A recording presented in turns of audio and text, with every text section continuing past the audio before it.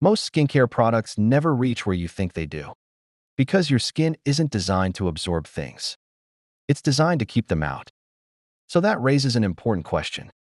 How do skincare ingredients actually penetrate the skin? And if most of them struggle to get through, what actually works? To understand this, we need to look at the outermost layer of your skin, the stratum corneum. This layer acts as a protective barrier made up of skin cells surrounded by lipids, mainly ceramides, cholesterol, and fatty acids.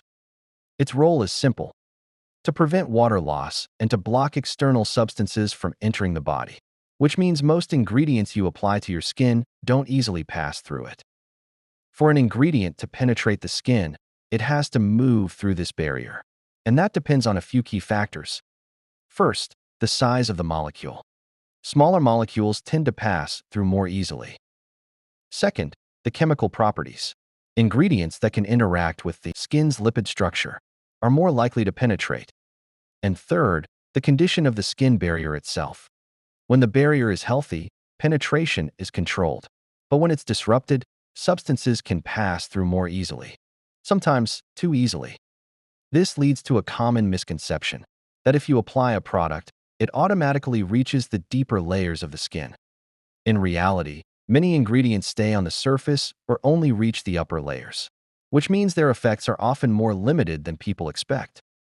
So what actually improves penetration? Formulation plays a major role. The way a product is designed can influence how well ingredients interact with the skin. Some formulations are designed to work with the skin's structure rather than against it. Others rely on concentration or repeated application over time. But even then, penetration is not unlimited. The skin barrier still controls what gets through. Understanding this changes how you think about skincare.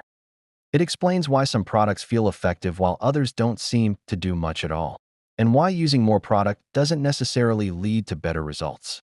Because the skin isn't a sponge. It's a selective barrier. And this is where things start to get interesting. Because some ingredients are designed to interact with the skin in a different way.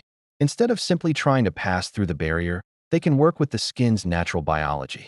Peptides are one example. They don't just sit on the surface. They act as signaling molecules, communicating with skin cells and influencing processes like collagen production. But how effectively they do this depends on their structure and how they're formulated. And that's something we'll explore in more detail. So while the skin barrier protects you, it also limits what skincare can actually do.